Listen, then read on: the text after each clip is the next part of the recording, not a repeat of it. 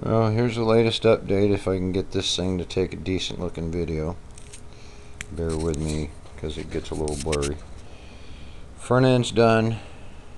Forks are polished. Edge of the rim is polished. Had to do that to get the stains out of it. Somebody used a acid-based cleaner. Brakes are all rebuilt. Everything's cleaned. All the front end is done. Electrical connections are cleaned and greased. Calipers, the master cylinders are finished.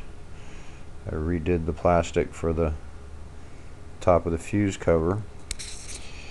But I am having a very difficult time, since I'm one of those perfectionist anal guys. The few rust spots on this thing from normal wear and where the factory puts thin paint and the weather gets to it. I took everything apart to clean, and I'm having a difficult time not painting the entire frame, so I've pulled the decals off of it with the heat gun, and it's going to get painted. There's the worst of it right there on the top, where maybe the battery was breathing a little acid on it over the years, and so I'm going to paint that. Here's the brakes for the rear. They weren't even finished being broken in yet. As you can see, they've not even seated all the way from when the factory grinds them.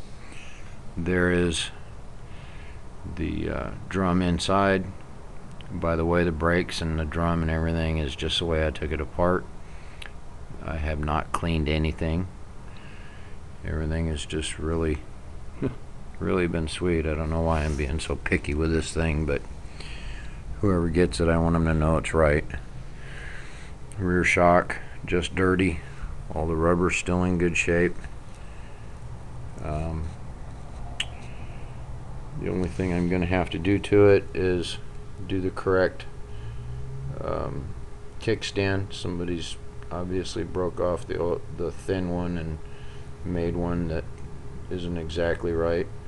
All the suspension pieces came apart perfectly. I took the bolts out, pulled them out, all the bushings slide out. See if I can show you here.